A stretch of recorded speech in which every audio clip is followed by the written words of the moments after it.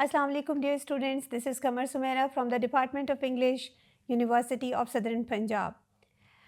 Today our lecture of discussion is about reading strategies for descriptive, augmentative, comparative and contrast documents. So today we are going to learn and having a skill about how to grasp the main ideas and the details of the descriptive and argumentative kind of document. Now, what are descriptive and argumentative kind of document? First of all, we need to learn that what kind of document these are and how are they different from each other. Listen beta, descriptive documents inform the factual information about whatever the information is provided. So it means the whole facts and figures are provided in some, not in order, but actually from A to Z. So there is no order that is followed in descriptive writing. So each line is equally important for reading. While argumentative essay or argumentative kind of details, when it is provided in the form of a document, it is always needed to read the document from the background to the hypothetical statement and then from hypothetical statement to find out the main argument of our discussion. So let's see what are the details of descriptive document.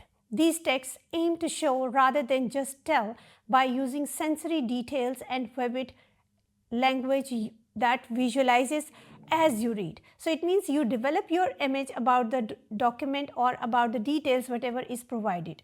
Actively, it translates the words into mental image, and the readers who visualize have better recall and deeper comprehension about the text.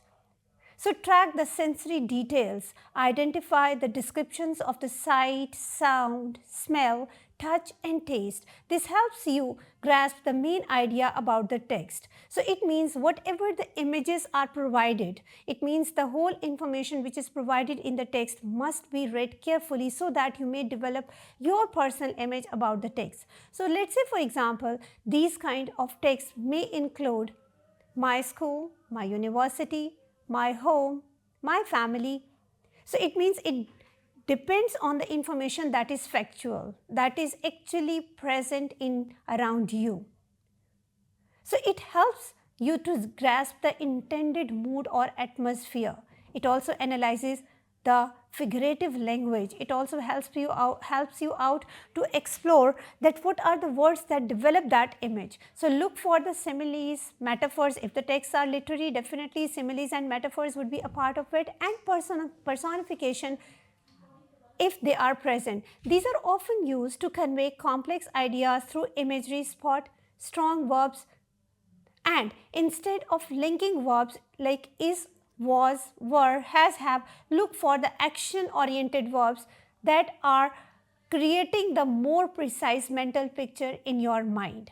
So that is all about your descriptive information. What is the argumentative document? Well, these documents are designed to persuade. Your goal is to evaluate the logic and evidence. I told you the background, then the hypothetical statement, and then the evidences are provided, which is presented identically or ideally as a cool calm. So point out the author's main contention or main content, that what they want to believe you to persuade, and their purpose is to what they want you to do. So map the evidence, whatever they are providing you, look for the information that provide the signal words or that will provide you the different words like that provide you the image, how to get the information as an evident. Look for the signal words means similarities, likewise, similarly. These kinds of things are always used in your persuading writing. So it means persuasion is all dependent how much strong argument, how much strong evidence you are providing about the thing you are discussing. So let's say for example, if the topic is price hiking, the writer has written one document or one paragraph or one essay on price hiking. That means the all problems will be discussed by the writer one by one, and those all problems will be evidently provided with the same kind of examples. So finding out the evidences that will support the first statement that is provided, that prices of the things are increasing due to inflation, due to some marketing value or whatever the other public demand are concerned, it does mean that it gives the glimpse to the audience that, or to the reader, that he must or she must identify what are the main points that he or she must remember while finding out the argument provided by the writer. Now, why the arguments are important? Remember, if your writing is not providing the evidence on which your whole information is collected, definitely that information seems to be useless. What was the reason?